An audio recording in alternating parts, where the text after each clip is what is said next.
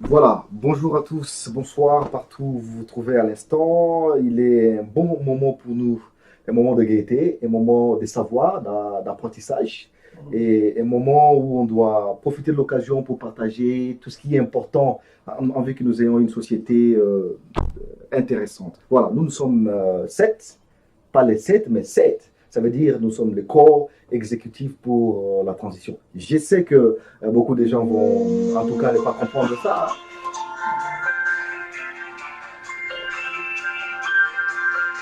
Je sais qu'il y aura justement beaucoup de gens qui ne vont pas comprendre ça. On va par la suite faire donc décortiquer cela, n'est-ce pas? Alors, vous appelez Audrey, on vous connaît, vous êtes étudiant en terminale, donc ça veut dire que vous êtes un grand bon modèle pour l'éducation. Surtout, il y a un engouement de jeunes qui vous viennent par la suite. Vous êtes congolais, c'est ça, bien que vous vivez aux États-Unis. C'est quoi déjà l'état de santé de votre pays, du Congo, la République démocratique du Congo? Oui, pour me présenter, je suis Audrey Kibonge, je suis étudiant en terminale à l'Université d'Iowa, je fais des Ok. études d'informatique.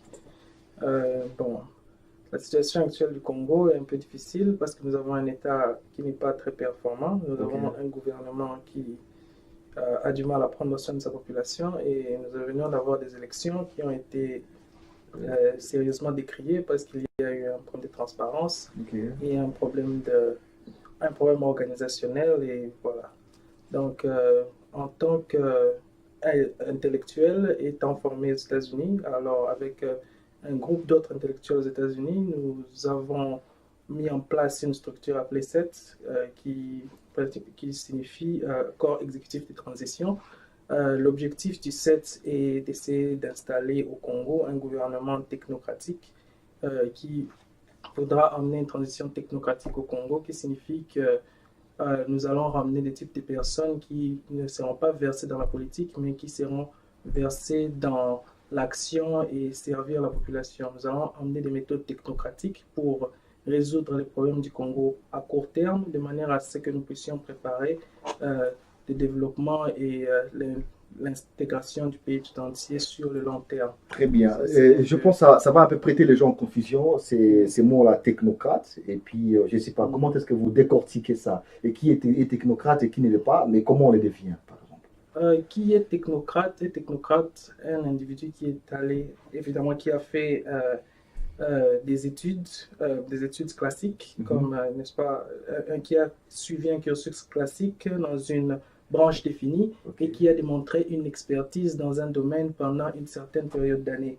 Alors, une personne, on est sûr, qui a une certaine expertise sur des matières qui peuvent aider à développer le Congo sur le futur. Par exemple, pour reprendre des personnes qui ont fait des études d'économie et qui ont eu une expertise dans le domaine de l'économie durant un certain nombre d'années. Alors, on va essayer de rassembler ce type de personnes pour qu'ils viennent aider le Congo dans leur filière spécifique. Ils vont travailler pour la nation et ils vont essayer de travailler de façon apolitique, La de politique. manière à ce qu'on puisse baliser un changement pour le long terme. Donc, ça, si je comprends bien, les technocrates doivent être apolitiques. Ça veut dire qu'il y a déjà une différence entre la politique Exactement. et la grande voie du développement. Exactement. Euh, Parlez-nous de cette nuance-là déjà. La nuance, c'est que le problème que le Congo est en train de faire face actuellement est que nos politiciens travaillent pour faire de la politique plutôt que pour aider la population. Ok. Nous sommes dans une phase où nous avons besoin du développement avant que nous puissions parler, avant que nous puissions nous lancer dans les jeux politiques, n'est-ce Ok. pas? Nous sommes dans une situation où le pays est en retard par rapport à nombreux autres pays de la sous-région. Alors nous avons l'obligation d'abord de soigner le pays à court terme, de manière à appliquer une sorte de théorie de choc pour soigner le pays à court terme, de manière à ce que nous puissions baliser un développement sur le futur. Alors sur le futur, lorsque nous allons installer une sorte de stabilité, nous allons une sorte de stabilité économique et une certaine sécurité et paix sociale, alors nous pourrons maintenant nous lancer dans le jeu politique classique et avoir, n'est-ce pas, Alors, selon vous, c'est quoi déjà l'attendement l'attendement des besoins essentiels d'une population ou d'un pays en général? Bon, les besoins essentiels sont d'abord les besoins vitaux. Arriver à nourrir la population, arriver à servir, n'est-ce pas, arriver à sécuriser la population, arriver à sécuriser les investissements, arriver à nourrir la population et arriver à soigner les gens, arriver à établir un certain niveau de santé, n'est-ce pas, la santé, faudra la santé, l'éducation, la nourriture, n'est-ce pas, ça, ce sont les besoins vitaux. Donc ça veut dire qu'il faut, dans tous ces domaines-là, tous ces secteurs, il faut les libérer de l'influence politique, n'est-ce pas? Parce qu'il y a un grand vide, il y a une grande différence.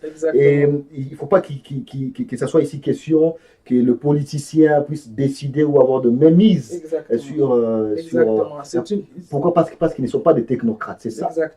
Exactement. Le technocrate vient pour soigner le malade pendant la période dure, n'est-ce pas? C'est comme nous appliquons une thérapie qui va soigner, n'est-ce pas, les maux du pays pendant une courte période, de manière à ce que la population soit elle-même à même d'accepter la démocratisation, d'accepter le changement des mœurs et le changement des mentalités. Alors, donc, il faudra d'abord un ventre creux n'a même pas besoin de comprendre ce que c'est la démocratie. Exactement. Vous avez dit, il faut d'abord se rassurer que ces trous-là sont effectivement bouchés afin que la démocratie puisse venir. Donc, ça veut dire le corps exécutif de la transition, c'est un pont déjà vers la démocratie. Donc vous reconnaissez que la démocratie n'est pas encore là. Non. La démocratie ne peut pas arriver si les préalables de la démocratie ne sont pas encore installés. Nous avons les pays comme la Chine.